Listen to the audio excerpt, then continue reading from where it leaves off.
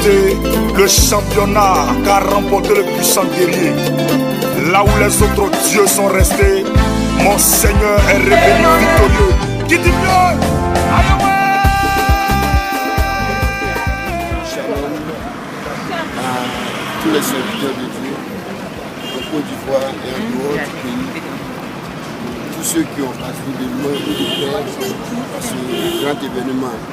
Nous avons remarqué une montée de haine contre les églises. Peut-être même des complots sont en train de se préparer de ce que les églises puissent se taire, qui n'accusent pas les autorités politiques. Non, loin de là.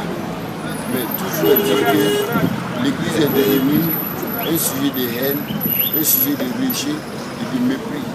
Je tiens à expliquer au monde entier que l'église ne fait pas la politique. L'église ne fait pas de commerce. L'église ne fait que son travail.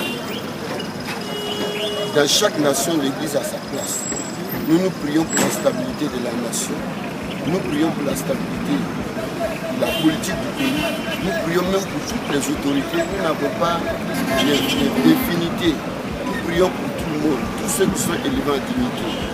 Nous sommes très surpris qu'à partir d'un certain moment, les individus se lèvent et se plaignent que les églises font des nuisances sonores.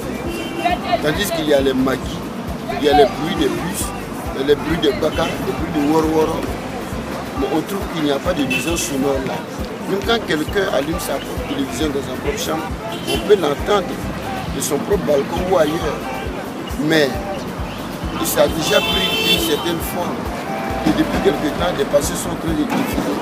Si ce n'est pas une destruction des lieux, des édifices religieux, c'est des pasteurs contraints en justice. Depuis que j'existe, je n'ai jamais été traqué en justice pour quoi que ce soit. Je n'ai jamais volé rien. Mais j'ai été appelé en justice tout simplement parce que quelqu'un n'aime pas ma manière de prier. On nous interdit de faire des acclamations. On nous interdit de chanter. Ça dénature notre manière de faire notre culte à Dieu. Nous avons une manière d'adorer notre Dieu. C'est chanter, danser, acclamer, prêcher la parole. Et nous cherchons à convertir les âmes. De grâce, nous voulons que ce soit les autorités, que ce soit les cohabitants, qui laissent les églises tranquilles, qui nous laissent tranquilles. Nous ne sommes pas en train de chanter une victoire, mais nous croyons que c'est quelque chose que Dieu a établi. C'est une vérité que Dieu a établie pour montrer qu'on ne se lève pas contre Dieu, on ne se bat pas contre Dieu. Alors aujourd'hui, le Seigneur vient de rendre plus clair ce verdict. Je n'ai pas été retenu coupable pour quoi que ce soit. Mon église existe, je peux exister quelque part. J'ai acheté mon terrain, il y a l'église qui existe depuis très longtemps. Ce n'est pas parce que quelqu'un est venu, il a des moyens, il a de l'argent, et donc il est capable d'acheter tout le monde. Mais je crois aussi en la justice de notre pays. La justice a été rendue et je veux vivre tranquillement. Je veux que mon église vive tranquillement, je veux que l'église de la Côte d'Ivoire vive tranquillement. Et je tiens à donner cette information à tous les leaders chrétiens du monde entier. Si nous acceptons qu'une seule église ferme, toutes les autres églises vont fermer. Alors aucune église ne doit être fermée par aucune décision que ce soit. À moins que vraiment nous ayons fait quelque chose de tort. Si quelqu'un fait du tort, la justice doit trancher. Mais fermer une église parce qu'on n'aime pas l'église, fermer une église parce que ça fait du bruit, fermer une église parce que ça gêne, fermer une église parce que ça commence à détruire des œuvres mystiques ou des œuvres occultes, ça ce n'est pas notre problème, nous nous prions. Si quelqu'un n'est pas dans un droit chemin, il rencontrera la puissance de la parole de Dieu. Et ce ne sera pas notre faute.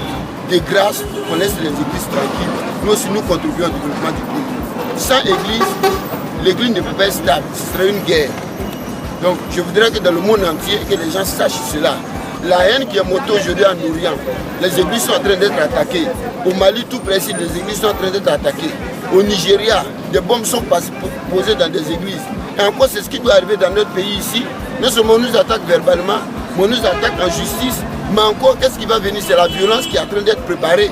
Bientôt, des boudins vont être retenus contre les églises en train d'attaquer les pasteurs ou des choses. Mais sachez que la violence n'est pas l'apanage d'un seul groupe. Tout le monde peut être violent, mais évitons d'être violents. Nous sommes des hommes de paix. Nous prenons la paix, nous prenons des messages de paix. Que le monde entier apprenne cela. Que l'église de Côte d'Ivoire sache que c'est sa propre victoire qui est là. et qu'à partir de ce qui s'est passé, que tout le monde s'élève, si on doit aller en justice, qu'on ait en justice, mais qu'on retrouve où se trouve la vérité. L'argent ne peut pas tout acheter. Nous n'avons ni argent ni or à donner aux gens, mais ce que nous avons à donner, c'est Jésus-Christ. Et Jésus va toujours triompher. Que le Seigneur vous bénisse partout. Il est mon Dieu. Merci Seigneur. Nul ne peut s'égaler à toi. Tu es le seul vrai Dieu.